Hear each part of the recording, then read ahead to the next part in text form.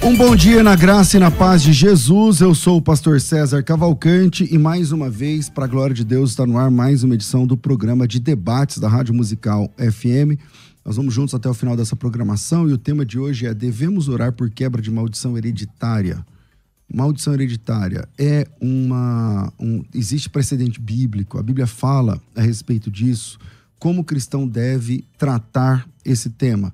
Maldição hereditária. Esse programa é produzido e oferecido pela Rádio Musical FM 105.7. Na técnica do programa está aqui o Rafael Vandergelt e você pode participar também com a gente através do WhatsApp. O WhatsApp é 984849988, 11984849988.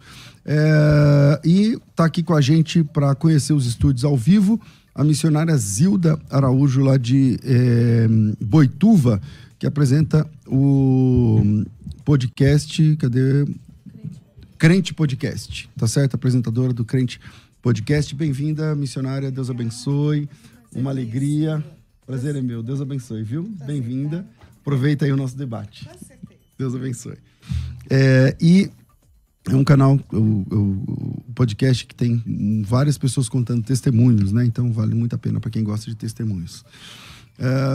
Vamos lá. Devemos ou não orar por quebra de maldição hereditária? Quebra de maldição hereditária. Para debater esse tema, estamos recebendo aqui a missionária Ruth Benigno, da cidade de Camboriú, da Assembleia de Deus. Bem-vinda mais uma vez aqui à nossa mesa de debates. Obrigada, pastor César. É uma honra estar aqui mais uma vez. Estou feliz de estar conhecendo o Bispo G. Que Deus abençoe, que tenhamos uma conversa produtiva, em nome de Jesus. Maravilha. Com a gente aqui, Bispo G, da Igreja Renascer em Cristo. Ele é o presidente da igreja e está sempre com a gente aqui. Bem-vindo mais uma vez aqui ao nosso programa, Bispo. Amém. Eu que agradeço mais uma vez a oportunidade que a gente possa ter aqui algo que possa ser para o crescimento do reino.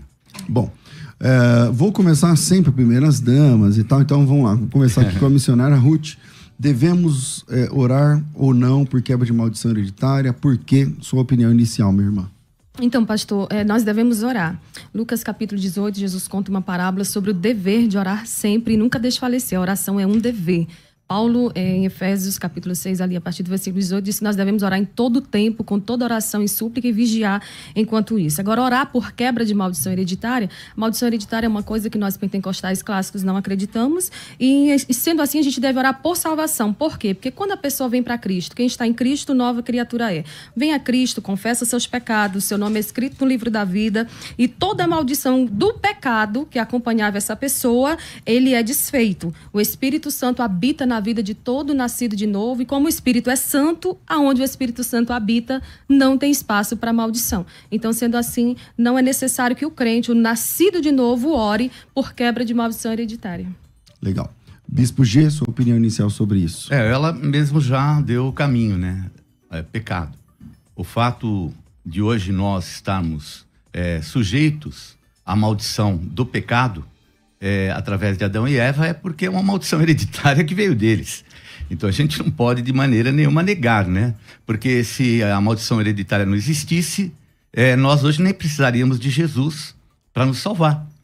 Então a maldição veio sobre o homem, sobre a mulher, e ela é quebrada através de Jesus, a maldição do pecado. Mas e as outras? A gente tem assim infinidade de outras na palavra de Deus que no final se cumprem, né? Bom, eu também quero lembrar que está rolando uma enquete lá no nosso Instagram, do Instagram da Rádio Musical, FM Rádio Musical, e está um empate técnico nesse momento. Devemos orar por maldição hereditária? 49% está dizendo que sim, 51% está dizendo que não, conforme a margem de erros. Eu sempre quis falar isso. Temos um empate. Mas esse número pode mudar conforme você passa lá e dê o seu voto, né? Para que mude esses números. É verdade. E dependendo da pesquisa, aumenta ou diminui. Dependendo da fonte, exatamente. Fonte, então, 5, 10. Dependendo de quem encomendou a pesquisa, inclusive. Bom, vamos lá. Na política é sempre assim, né? É verdade. Volto aqui a palavra, cada um já deu sua palavra introdutória. Missionária, a senhora está com a palavra. Então, pastor, com todo respeito ao senhor, eu creio que a maldição hereditária, essa pregação toda, ela não não for oriunda do seu ministério, enfim, mas nós entendemos que a maldição hereditária, ela é uma falácia, na verdade, ela é uma heresia ensinada pelos neopentecostais com base em experiências pessoais. Aí, nesse caso, quem trabalha defendendo que as experiências pessoais estão acima do que a Bíblia diz, ele não só nega a Bíblia, como ele também minimiza o valor das Escrituras e desqualifica ela. Se você quiser, a gente pode começar por Êxodo 20 mesmo, porque eu acredito que é um texto que vocês mais utilizam para isso, né? Mas o que é maldição? Segundo o dicionário da língua portuguesa, maldição é uma praga. E a Bíblia diz, o salmista diz no Salmo 91, que nenhum mal nos sucederá e praga alguma chegará à nossa tenda. Se eu sirvo a Cristo, a praga, o mal, aquilo que veio lá de trás, o meu antepassado caiu em adultério, eu vou ter que cair também? Não, ele fez isso, pecou, mentiu, era um mentiroso em série. Eu vou ter que ser assim também? Não. Não há necessidade. Uma vez que eu estou em Cristo, eu não preciso fazer esse tipo de ritual. E agora me assustei, porque eu vi que tem casos em que estão fazendo mapeamento familiar. Isso, para mim, é algo totalmente fora do que a Bíblia ensina. Ok, Bispo Gil. Bom, eu acho que mapeamento familiar tem bonito na Bíblia. Nem daqui a pouco a gente vai entrar nesse mérito. Tá certo. É genealogia. Isso é uma prática. Eu vou até depois ler aqui para vocês a de Mateus. Mas antes disso, eu vou ler sobre até aquilo que você falou agora sobre mapeamento genético. Mas eu gostaria de saber como é que você me explica, então, que não existe maldição familiar. Até agora você me falou o que aconteceu com Adão e Eva. O que aconteceu com eles? Não foi uma maldição e só através de Jesus Cristo a gente pode quebrá-la? As gerações que não aceitam a Jesus têm essa maldição na sua vida ou não? Não, uma vez que eu falo e defendo é que uma vez que eu estou em Cristo, não há mais maldição do pecado que me acompanhe. Eles tiveram uma opção pelo pecado. Uma vez que eles pecaram, a maldição do pecado os acompanha, mas isso não é nada hereditário. Na verdade, o que é a maldição? Já falei. O que é hereditário? São coisas que você adquire por sucessão. E isso vem, eu defendo, claro, no caso das enfermidades. Quando a gente vai consultar, o pessoal pergunta, seu pai era diabético, sua mãe era hipertensa? Então, assim, ali tem uma sequência genética para questões hereditárias. Agora, a maldição... É o que o bispo perguntou, assim, o pecado a gente herdou de Adão. Sim. Você não adquire o pecado com o passar do tempo. Você não nasce pura e vira pecadora. Você já nasce pecadora. Sim, todos nós nascemos. E esse pecado é herdado. É uma herança do Adão, certo? Não é um tipo de maldição que passa de pai para filho? A gente não está herdando esse pecado desde Adão? Não, mas o que é defendido pelos defensores da maldição hereditária é que se o pai vivia no erro da bebida, o pai vivia no erro do adultério, aí os filhos vão seguir, vão acompanhar as mesmas práticas. Mas na prática da maldição do pecado, todos nós, isso aí é um fato. Então, a maldição do pecado, ela acompanha todo aquele que pisou a terra, exceto Jesus. Jesus. A maldição hereditária, ela existe? Não, a maldição do pecado, ela existe. Mas o pecado e todos é uma maldição nós nascemos hereditária, do pecado. missionária. Mas, então, se nós nascemos do pecado é porque alguém nosso antepassado pecou. Não, e nós colhemos hoje. Certo. A única maldição hereditária que pode existir é o pecado, que é original do homem. O homem já nasce no pecado. Mas essa maldição, essa sequência, como vocês defendem, de que o que o pai fez, o filho vai fazer, o neto vai fazer, isso é totalmente contra o que a palavra ensina. Eu vou já entrar no exemplo maior que eu conheço da Bíblia, porque nós vemos isso acontecer, é bem importante. Eu até deixar um pouquinho para frente, né? Mateus 27, 24 a 25 diz assim: vendo Pilatos que nada conseguia, antes pelo contrário aumentava o tumulto, mandando vir água, lavou as mãos perante o povo, dizendo: estou inocente do sangue desse justo, fique o caso convosco. E o povo todo respondeu: caia sobre nós o seu sangue e sobre os nossos filhos. E nós vemos, missionária e também pastor César, que o maior derramar de sangue na história foi dos judeus. Então a gente sabe tudo que é uma habilitação de uma palavra. Agora, sobre maldição sem causa não prospera. Com certeza. Mas se houver causa, ela pode prosperar. Então é uma questão até de entendimento. E nós vemos aqui que a causa, pelo fato deles... Inclusive foi até interessante que aqui no caso está um sicário, que é um político, né, que é Barrabás. E a gente percebe que é uma situação até meio que política. Pilatos lava as mãos, eles fazem opção pelo herói do povo, né? É até bom entender que Barrabás não era só simplesmente um assassino.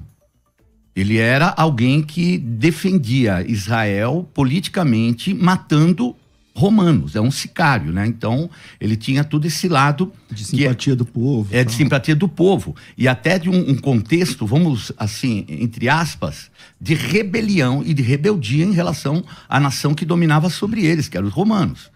Então, os romanos eram uma autoridade sobre eles, eles matavam.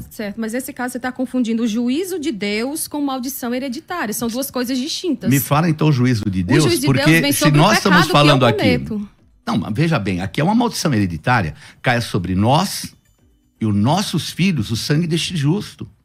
Você tem dúvida que seja uma maldição hereditária, isso? Com certeza. Isso aí Qual é juízo. dúvida? Isso aí é juízo. Não, como juízo? Sim, é juízo Quem pelo ligou pecado. isso? Quem ligou no mundo espiritual foi o povo judeu, então... na hora que eles fizeram opção por Barrabás e rejeitaram a Jesus. Ainda falaram assim, caia sobre nós e sobre os nossos filhos o sangue desse justo. Eu não sei o que você pode falar que isso é uma maldição que veio de Deus, juízo de Deus, como juízo? Sim, o juízo de Deus pelo pecado que eles mesmos cometeram. Agora vamos lá. O fato aqui, né, Você não me respondeu, missionária. Como pelo pecado que eles cometeram? Sim, eles cometeram o pecado entregando, né, o Senhor, e eles disseram, cai sobre nós e nossos filhos, porque já era uma prática do povo achar... Mas a pergunta do bispo é assim, quer dizer que há algum tipo de repercussão ou não sobre aquela geração e sobre os filhos deles e filhos dos filhos depois disso por terem negado Jesus ou não? Só por eles terem liberado a palavra, como vocês afirmam que existe essa questão da liberação da palavra, não, eu estou autorizando o mundo espiritual a agir. Não, o mundo espiritual não age conforme com o que eu falo, ele age conforme com a vontade como soberana não? de Deus. Claro, Deus é soberano. Então a gente pode ver uma criança morrer, é soberania de Deus? O Senhor, ele não perde o controle, perde? Espera um pouco. Não perdeu? Como? O controle, o mundo jaz no maligno. Já começamos por aí. Sim, mas nunca que o homem, a vontade do homem, ela está acima da vontade de Deus. Bom, a vontade do homem aqui está colocado algo que ele falou a respeito de um momento em que eles estão imprecando aquilo sobre eles próprios. Não tem como discutir isso. Mas, pastor... Não é juízo de Deus. Aqui a Bíblia está falando, olha, Deus, estou pondo juízo sobre os judeus, vão todos morrer durante a história. Pelo amor de Deus. Não, mas então assim, isso aqui aconteceu, eles pediram que a maldição caísse sobre eles, a maldição com certeza veio sobre eles, porque lá na frente Tito, ele vai invadir Jerusalém, vai matar os judeus, enfim, mas isso aí não é culpa necessariamente porque eles pediram isso para ele, não, é porque eles rejeitaram a Cristo. Então o fato deles rejeitarem a Cristo, houve sobre eles essa... Mas você acha que Deus puniria dessa forma uma pessoa por ela aceitar aquilo que é uma tradição dela mesmo, servindo a Deus por muito tempo como eram os judeus? Pastor, mas se eu estou... Ou foi uma opção deles por aquilo que eles falaram? Qualquer erro que eu cometo vai ter suas consequências. Lamentações 3:39, de que se queixa o homem, queixe cada um dos seus próprios pecados. Eu tenho 3 filhos, o pecado dos meus filhos não será culpa minha, eu estou ensinando eles no caminho. Se eles se desviarem, isso aí é problema deles. Isso aí, pastor, o que eu vejo, muito vocês neopentecostais ensinando é que tem gente que vem para o movimento neopentecostal, eles nem estão mal, mas aí acontece que vai se fazer mapeamento, e aí a pessoa vai passar por situações, elas acabam adquirindo doenças espirituais, elas acabam adquirindo ansiedade, porque foi ensinado isso. Isso é uma suposição sua. Não, isso aí é coisas que eu já vi acontecendo. Então, já viu? aconteceu Agora comigo. Você está falando, eu podia usar para você umas 1000 de coisas positivas que acontecem. Certo. Agora, eu não vou fazer uma suposição, eu vou falar uma afirmação diante da palavra de Deus. Esse caso aqui não se repetiu mais. Casos isolados acontecem direto em todos os lugares. Mas ainda que não tenha se repetido mais, segundo o teu julgamento, porque segundo a palavra de Deus, tem mais outras coisas que a gente pode apresentar aí e que são, assim, muitas. Né? Nós não podemos dizer que uma experiência sua seja experiência para todos. Com certeza, até porque a minha experiência não é nada em comparação com a palavra. Onde a palavra fala, a minha experiência ela tem que ficar de lado. A Bíblia e a palavra de Deus é soberana. Mas esse caso não se repetiu e o povo tomou sobre si a culpa daquilo que eles fizeram. Tudo que eu plantar, eu vou colher. Eu planto um caroço de milho, vou colher uma espiga com inúmeros caroços. E assim serve para todas as áreas da vida. Tá bom. Bom, sobre o bispo, para quem defende a ideia da maldição hereditária, existe algum tipo de... Vamos lá, levando em conta, porque o pecado é uma maldição hereditária, né? O pecado é uma maldição que começa com Adão e passa para todos os homens. A Bíblia é clara lá em Romanos, que o pecado, desde o primeiro homem, passou para todos os homens e tal, tudo mais. Ninguém é pecador porque peca. A pessoa peca porque nasceu assim. Agora, existe algum tipo, para quem defende essa linha da batalha, Batalha espiritual? Maldição hereditária? Da maldição hereditária, existe algum tipo de coisa que tem que ser feita fora da conversão ou para além da conversão para resolver qualquer tipo de problema ou não? Porque as linhas de batalha espiritual defendem que sim. Você tem que fazer, você tem que perdoar teu vô que já morreu, você tem que perdoar não sei quem, senão não dá certo. Então, existe algum tipo de tratamento além do joelho dobrado, da língua confessando a Jesus e tal, do coração, da conversão, para resolver essa questão, ou isso se resolve na conversão? Não, a conversão ela é um processo na nossa vida. O fato de eu ter assumido uma aliança com Cristo, isso não quer dizer que eu tenha desligado outras alianças. Então tem pessoas que se envolvem com uma série de religiões e tantas malignidades. Agora, eu aceitar Jesus, tudo bem, mas existem ainda vínculos que eu fiz e às vezes vínculos que são feitos por pessoas nossas. Eu não vou perdoar o pecado do meu antepassado, mas eu posso desligar, porque como o pecado, o pecado habilita o quê? O diabo. É a prática, não é somente uma questão de uma maldição que foi ali de herança no Éden. Então, com o pecado, eu habilito o diabo a interferir na minha vida. Eu andando em santidade, em comunhão, cheio do Espírito Santo, é a chamada legalidade, a base, ou é o que a gente chama de habilitação. Então, a habilitação, ela vem à medida que o pecado é uma forma de habilitação que faz com que o inimigo... E existem espíritos familiares. Então a gente vê famílias que de repente há uma situação de jogo e não é que, por exemplo, ele está fadado àquela pessoa a ser daquela maneira. Então eu tenho, por exemplo, na minha vida tios, tias, avós e que de repente um espírito familiar que por muito tempo habilitado agiu na vida dessas pessoas. O que o senhor chama de espírito familiar? Espírito familiar é os chamados terafins, né, da Bíblia. Eu posso até usar esse termo, eu não sei se vocês devem conhecer a fundo a história de Mica e o ídolo do lar, o Mica e o Terafim.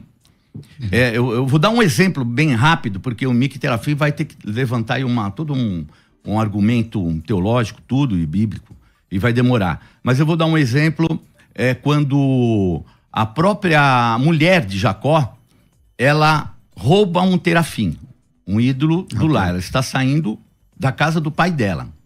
A gente percebe de uma forma até no início que ela faz mais uma opção pelo Deus do pai dela, o Terafim, do que propriamente o que o seu marido faz. No fim, Deus honra, eles saem de lá, mas ela leva junto o Terafim. E aí, Jacó liga no mundo espiritual o seguinte: morra quem for encontrado com ele. O Jacó não sabia, né? Não sabia, mas a palavra foi ligada. Qual a única pessoa vamos dizer assim, das matriarcas, vamos dizer, que não foi e nem está enterrada porque morreu no caminho voltando lá para Israel? Raquel. Então ela morre, pior, gerando um filho para Jacó, que foi Benjamim. E aí inclusive o nome Benoni, filho de Dores. Juiz 17, essa passagem. Não, Juiz 17 é Mica e o ídolo do lar. É muito mais profundo, eu não vou... aí vai entrar, assim, ter que explicar muita coisa histórica, tudo. Então não vou entrar muito no mérito. Posso até entrar um pouquinho mais. Mas ver o que é uma palavra ligada, a gente vê que todos, hoje, os patriarcas estão ali como é que eu até esqueci o nome, no sepulcro das famílias. Macpela. Em Macpela. E ela está em Belém, né? Ali próximo de Belém, onde ela morreu.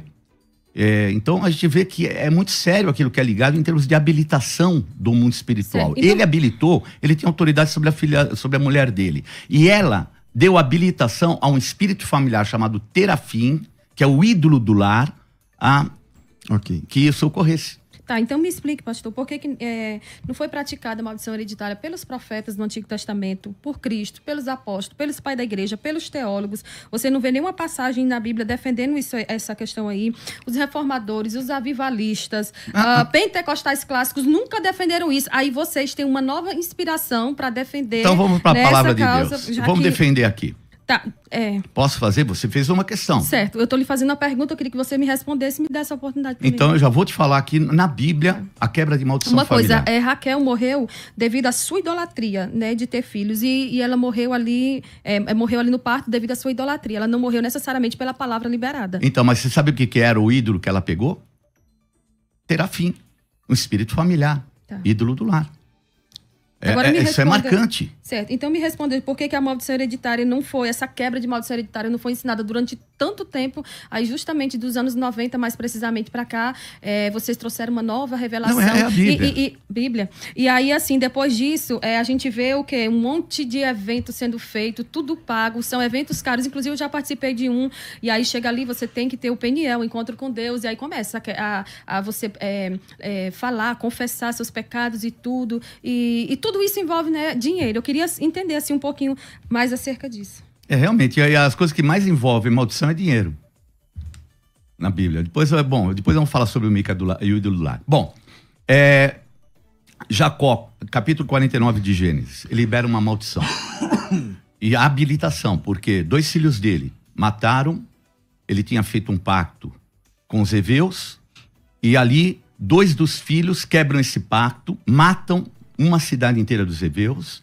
Vejam que a história é que um heveu, acho que era Amor o nome dele, tinha violentado a filha dele, a irmã, né, desses 2, que era Levi e Simeão.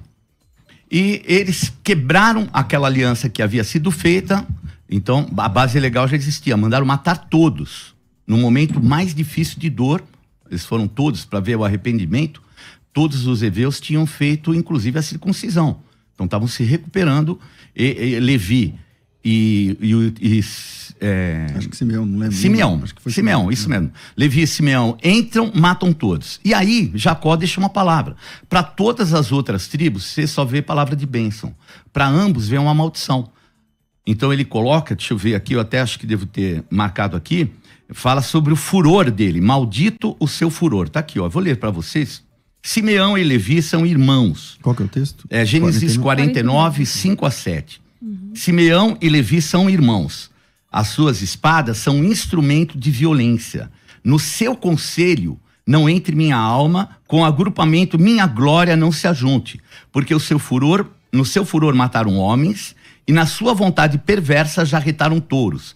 Maldito seja o seu furor, pois era forte, a sua ira, pois era dura. Dividi-los-ei em Jacó e os espalharei por Israel.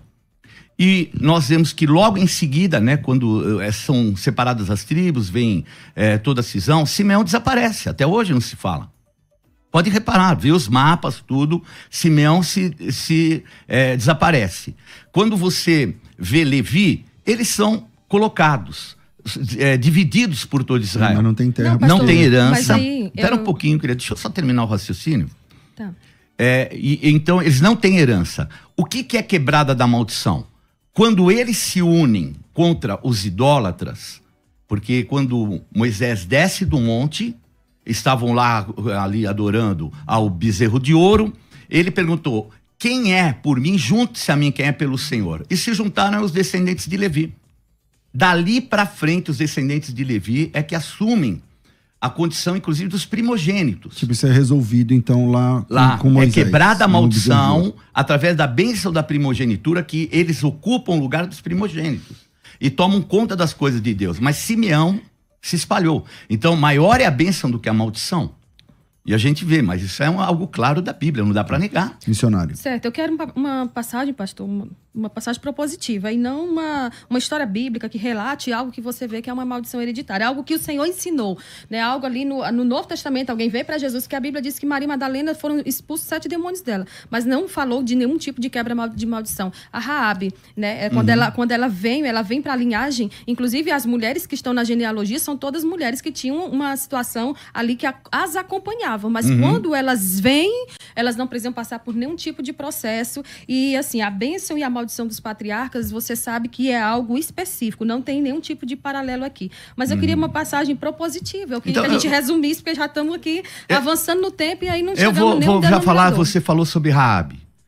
É interessante, pastor, que quando você pega a genealogia de Mateus, e a genealogia nunca usou nome de homens e só de mulheres. A genealogia de Mateus coloca todas as mulheres. E coloca todas as mulheres que tiveram algum pecado. Então houve a prática de incesto por Tamar. Houve a prostituição cultual de Raabe.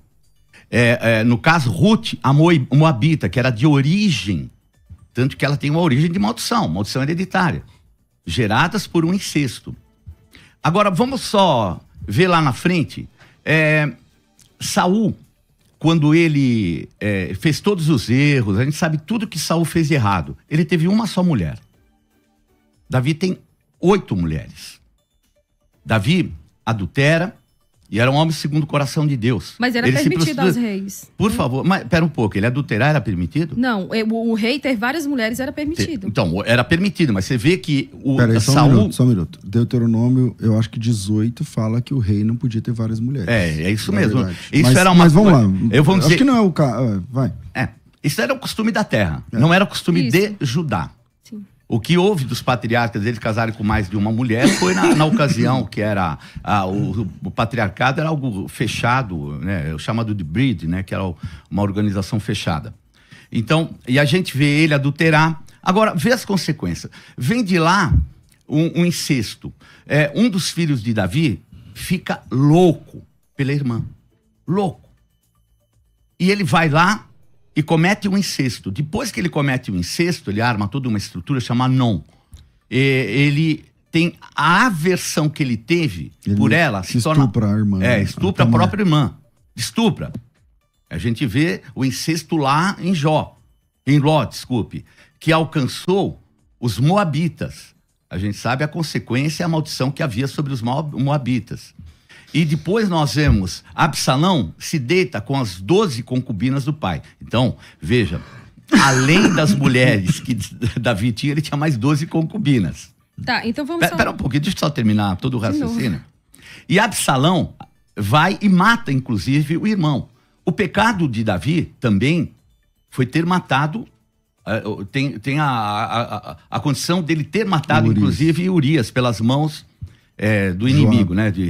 Do inimigo. E depois disso ainda, a gente vê o exemplo de um filho chamado Salomão, que era o Gedidias, o amado do Senhor.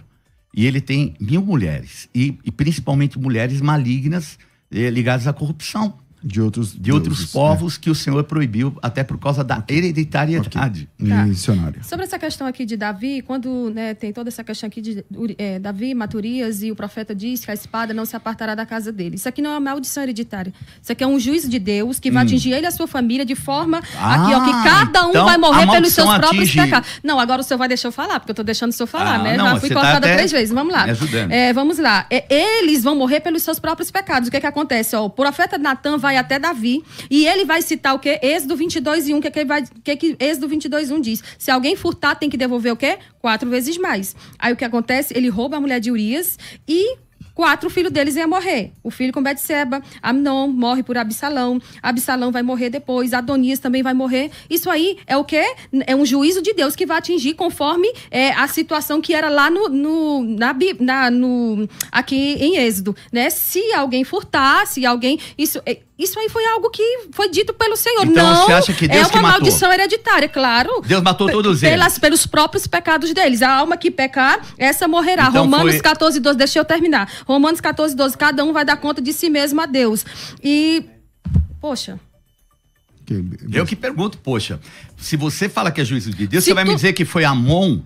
Que por Deus, colocado por Deus, é que fez o incesto? Pastor, vocês fazem o quê? Vocês montam toda uma situação para defender isso e pegam esses casos aqui isolados da Bíblia. Não, meu amigo, mas a Bíblia não tem nenhuma mensagem, nenhuma passagem mesmo falou aquilo que eu estou confirmando. Não, a Bíblia não tem nenhuma passagem propositiva mandando a gente hoje, no presente, fazer quebra de maldição hereditária. Isso aí é feitiçaria, isso aí não é bíblico. Jesus não ensinou.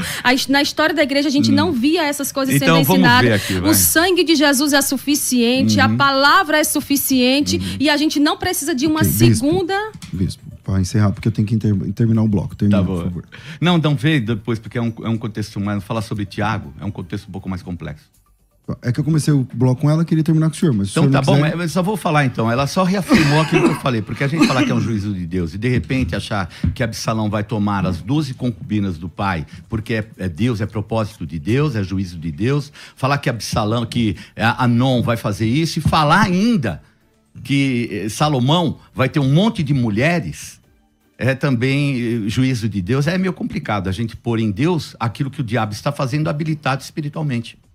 Bom, eu vou para o intervalo e na volta a gente continua com esse debate. Devemos ou não orar por quebra de maldição hereditária? Isso se resolve ou não na cruz? Como é que funciona essa questão? Vira aí e a gente volta já. Vai, Rafa. Estamos de volta com o programa de debates da Rádio Musical FM. Hoje é sexta-feira. Amanhã, no sábado, dia 27, eu estarei ministrando na nossa igreja, na Comunidade Genuína de São Paulo, na Igreja Genuína de São Paulo. É Avenida Guapira, 903. Então, amanhã, quem é da Zona Norte ou quer ir lá conhecer a Genuína de São Paulo, ou quiser me conhecer, eu conhecer o nosso pessoal lá, a igreja está fazendo amanhã, eu acho que 14 anos, a Igreja de São Paulo. Então, amanhã estaremos juntos com o pessoal da Genuína a partir das 19h30. Então, amanhã, 19h30, Avenida Guapira, 903, é perto do metrô Tucuruvi. Se você não tem compromisso, vem para a Genuína amanhã conhecer. Voltamos aqui, eu parei o último bloco com o Bispo G e volto aqui com a missionária. Missionária, a palavra é com você. Então, pastor, eu queria abordar aqui rapidamente o texto de Êxodo 20, que é um dos mais defendidos, né, pelos neopentecostais, acerca da maldição hereditária. O versículo 3 do capítulo 20 de Êxodo vai falar o quê? Não tem, o Senhor falando sobre os 10 mandamentos. Não tem outros deuses diante de mim. O segundo mandamento, não faça para você imagem de escultura. E o terceiro, não adore essas imagens. Isso aqui tudo se refere a uma única coisa, idolatria. E ele vai dizer, porque eu sou Deus zeloso, que visita a maldade dos pais dos filhos até a terceira e quarta geração daqueles que me odeiam. A gente tem que ler o versículo seguinte, né, para entender todo esse contexto. Mas faça misericórdia até 1000 gerações daqueles que me amam. Esse pecado aqui, que vocês defendem como se fosse para todos os pecados que acontecem, para qualquer tipo de pecado, isso aqui é específico para o caso da idolatria. Isso aqui está ligado ao pecado da idolatria explícita. E há um contraste aqui muito grande que deveria também ser justamente abordado por vocês nesse ensino, que o alcance da maldição, né, e o alcance da bênção é muito maior. A terceira e quarta geração naquele tempo não era coisa difícil para eles verem, porque eles moravam ali como se fosse um clã. Tá vovô, o pai, filho, neto. Então, assim, quando viesse, era uma coisa que poderia acontecer num único dia. Pá, pega todo mundo aqui. Se todos forem idólatras. Se o pai foi idólatra e o filho não, aí você estava falando sobre o texto de Ezequiel. Esse texto que foi mal entendido, o próprio Deus, ele corrige essa má interpretação em Ezequiel 18. Não tem como olhar para Êxodo 20 sem olhar para Ezequiel 18. Mas o melhor aqui, que eu quero pedir que quem está em casa faça essa análise em nome de Jesus, é que, primeiro, essa maldição não levaria séculos para acontecer, né? Então, essa maldição aqui da terceira e quarta geração era algo que era rápido. Pá, eles foram idólatras, vão ser punidos. Mas a bênção não era algo que... Era algo de 1000 gerações. Não tinha como todos eles... todas as gerações virem, né, essa bênção, porque seriam 1000 gerações. Então precisamos ser íntegros em usar o texto e dizer, a maldição, já que defende, né, olha, você vai ser amaldiçoado até a sua terceira e quarta geração, mas se você obedecer a Deus, se você vem para Cristo, se você é nova criatura, se você confessou a Cristo, Jesus diz o quê? O meu jugo é suave, o meu fardo é leve, uma vez que você vem para Ele, a maldição, o poder do pecado, ele é quebrado, você vai continuar pecando, porque Provérbios 4,18, a vereda do justo é como a luz da aurora, vai brilhando mais e mais até ser dia perfeito, mas a bênção do Senhor, e nesse caso eu acredito na bênção hereditária, a bênção é por 1000 gerações, enquanto que a maldição aqui seria para os que fossem idólatras, somente nesse pecado da idolatria até a quarta geração. Aqui não diz que é somente, desculpa, ele está falando aqui a respeito do que ele faz. Esse aqui é específico para a idolatria. Mas não diz que a maldição é somente aqui. Deixa eu só, concordo com você, maior é o poder de bênção do que a da maldição, não tenha nem dúvida. A gente tem realmente esse poder. Mas a realidade, o que está por trás da idolatria, pastora? O que o Paulo fala, o que é o ídolo? O que está por trás de um ídolo? É o coração. Não. É o coração que é inclinado ao pecado. Então, se o meu coração é inclinado ao pecado, eu vou cometer idolatria. Não é nem só idolatria ali a outros deuses. É com coisas mesmo, com filhos, com esposos. Tem mulheres que... o que Paulo fala, que quem está por trás do ídolo é um demônio. São os demônios. Né? Demônios. Se existem demônios, não é uma questão somente. É como eu falei, é habilitação para o inimigo. Eu não estou falando de algo que eu vou fazer e meu filho que vai pagar o pato, né? Desculpa assim o termo jocoso. Porque o sangue do cordeiro paga por tudo, não tenho nem dúvida. Mas eu estou falando de habilitação de entidades espirituais. Que aqui, quem está por trás da idolatria eram demônios, as quais eram sacrificados crianças. A coisa lá do culto não era só um ídolo, simplesmente. Tinha coisas muito piores que davam consequência disso. Então eu vou citar o caso de Tiago, né? Então, quando nós lemos Tiago, eu quero ler aqui, porque Tiago é da descendência. Eu não vou entrar no mérito teológico. Né, enquanto você localiza o texto, só o que eu tenho ali pedir para você me tirar uma dúvida. Por que não faria, então, o foco na bênção em vez de na maldição, já que a bênção é maior que a maldição? Mas a bênção é o que a gente faz ligando no mundo espiritual, o poder do sangue do Cordeiro, a quebra, desligando, dizendo que Jesus foi maldito no madeiro. Quer dizer, a bênção, o poder da bênção é muito maior do que a da maldição. Mas é pregado e focado mais em a maldição, é com força. Não, são desligadas as maldições. Eu acho que eu não sei aonde você viu isso. Em várias igrejas pentecostais. Mas você frequentou ou... Já como pregadora, eu sempre estou indo visitar essas igrejas. Depois pregar é uma coisa. Mas, visitar assim, é outra. Pois é, mas só que aí a questão generalizar também, é outra. Mas aí também usar experiências pessoais para ditar uma doutrina é outra. Não, mas eu não estou usando experiências pessoais, estou falando da palavra de Deus. Porque se eu fosse falar experiências pessoais, eu ia te dar pelo menos umas 15 minhas, que foram bem-sucedidas nessa área. Pois eu vou mas nem vou usar. Mas eu vou lhe dar em 30 segundos. Eu tenho 3 filhos. Os meus filhos eram crianças e recebi uma visita que era para um aconselhamento familiar. E foram fazer uma oração, pastor, na minha casa. Meus filhos criança, eu até comentei aqui fora com as meninas. Sabe, foi que fizeram na época, eu não concordei, mas aí a pessoa que estava vivendo, né, comigo na época disse, não, a gente tem que fazer. A pessoa chegou e disse assim, a gente tem que tocar fogo em todos esses brinquedos, porque o demônio está nesses brinquedos. Isso aí ou queima, ou então isso aí vai acompanhar o mal, vai acompanhar eles para o resto da vida. Meus filhos choravam enquanto aqueles brinquedos eram queimados. Então isso aí é uma pregação, é uma distorção. Isso é maligno. Quem fez isso? Porque em quebra de maldição eu não ouço. Eu ouço assim, desculpe o termo, os famosos quebra-santo.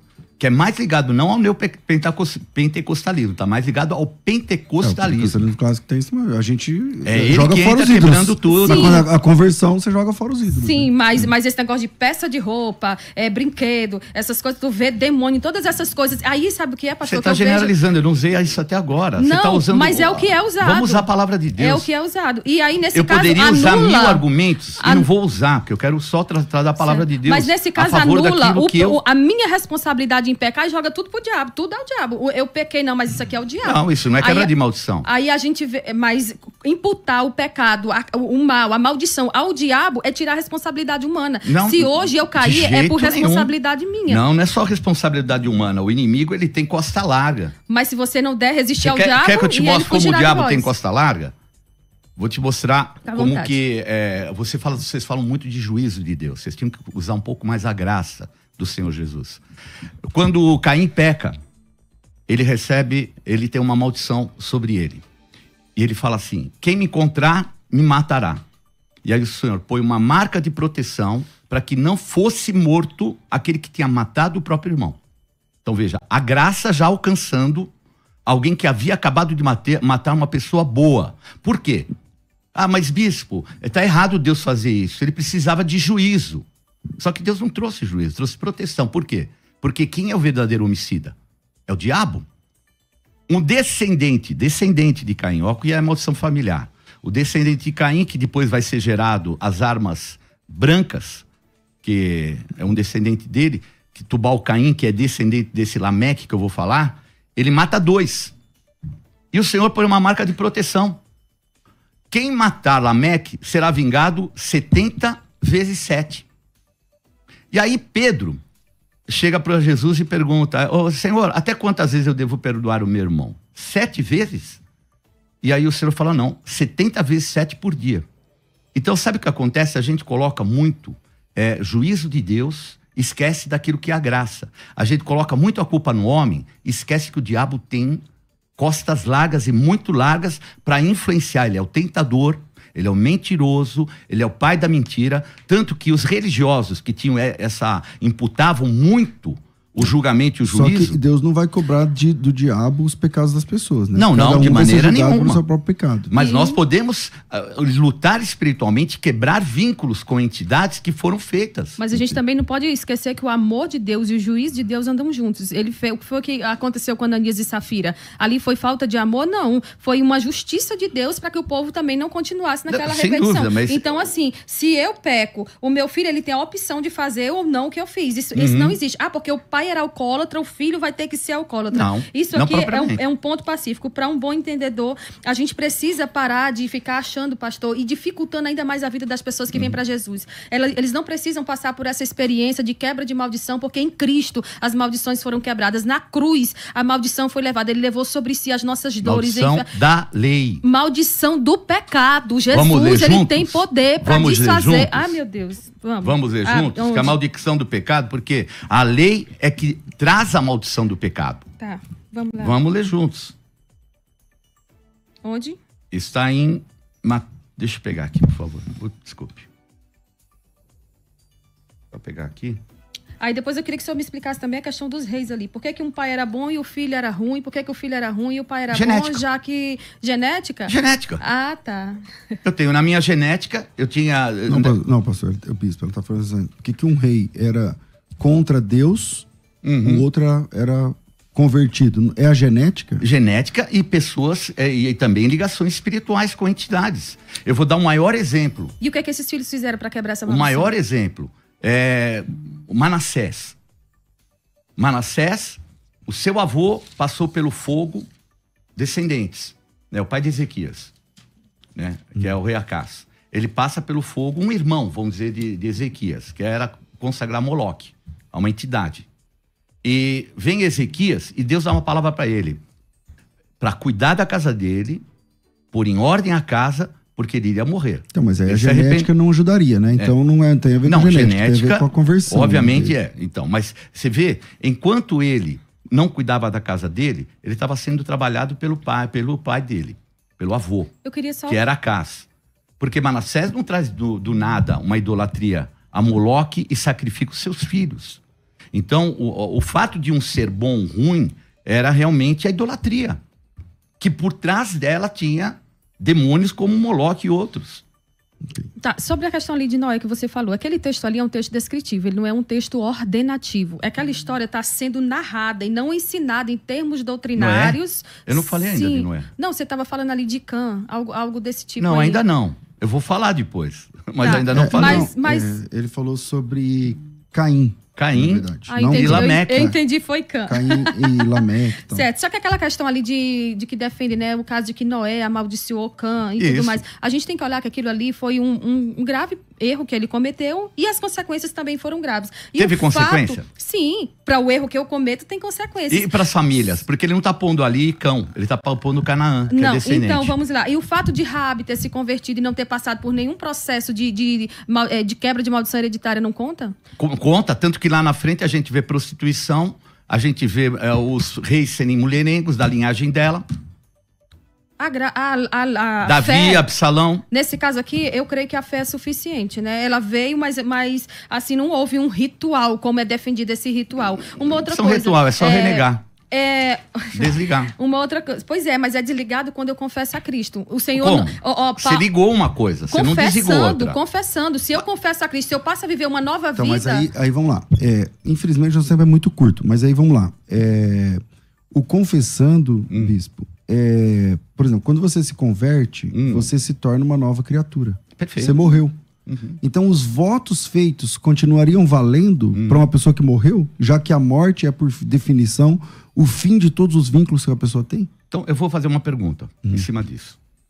Por que a gente celebra a ceia do Senhor? Não é para a gente celebrando porque nós cometemos pecados? Se a pessoa aceitou Jesus, se ela vai e toma a ceia, ela pode estar tomando em juízo. O que quer dizer? Não foi suficiente a morte de Jesus Cristo, ou a gente tem ali um momento em que a gente pede perdão pelos pecados que cometeu? Então, é um outro. Não dá para. Não. É outro Não, mas tema, né? Tá bem em cima Não, disso. mas ali você está falando, se referindo Se a ao maldição caso do de... pecado já foi anulada completamente, por que eu tenho que pedir perdão de novo? O que come, o que bebe indignamente, é porque o processo de santificação, a santificação é um processo. Nós não estaremos 100% enquanto não chegarmos ao céu. Isso aí faz com que eu não peque Mas você não quando falou que é poderia definitivo pecar. e é final? Não, é definitivo pro passado. Os meus filhos não vão pro pagar por passado, erros sem que eu dúvida. cometi no passado. Sim, mas e por que então então que há essas...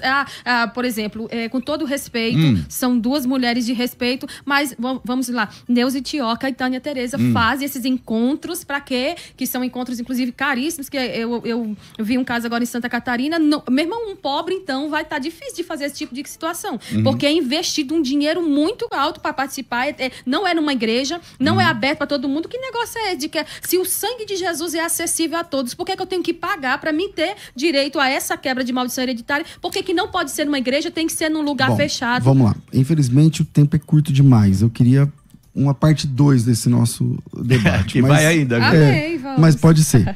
Então, eu quero começar agradecendo, Bispo G. Obrigado. Quem quiser encontrar o senhor nas redes sociais, como é que funciona? Bispo G Tenuta Oficial. Lá no Instagram já encontra as demais. Maravilha. Bispo G Tenuta Oficial. Missionária, obrigado também. Quem quiser te encontrar, como é que funciona? Amém. No Instagram também, @Miss Ruth Benigno. Miss Ruth Benigno. Isso. Maravilha. Infelizmente, o tempo é curto, gente. E, às vezes eu consigo passar adiante um pouquinho, alguns minutos, e às vezes não, por questão dos horários aqui, dos compromissos e tudo mais. Mas a gente faz um máximo aqui, deixei os dois lados falando, tal, cada um no seu tempo. É o que a gente pode fazer para gerar esse conteúdo. Mas confesso que nesse debate fica o gostinho de quero mais e o convite para os debatedores voltarem num segundo time aí para a gente tratar mais pormenorizadamente essa questão. Um grande abraço a todos. Eu fico por aqui. A gente volta a se encontrar às 2 da tarde. Tudo isso e muito mais a gente faz dentro do reino, se for da vontade dele.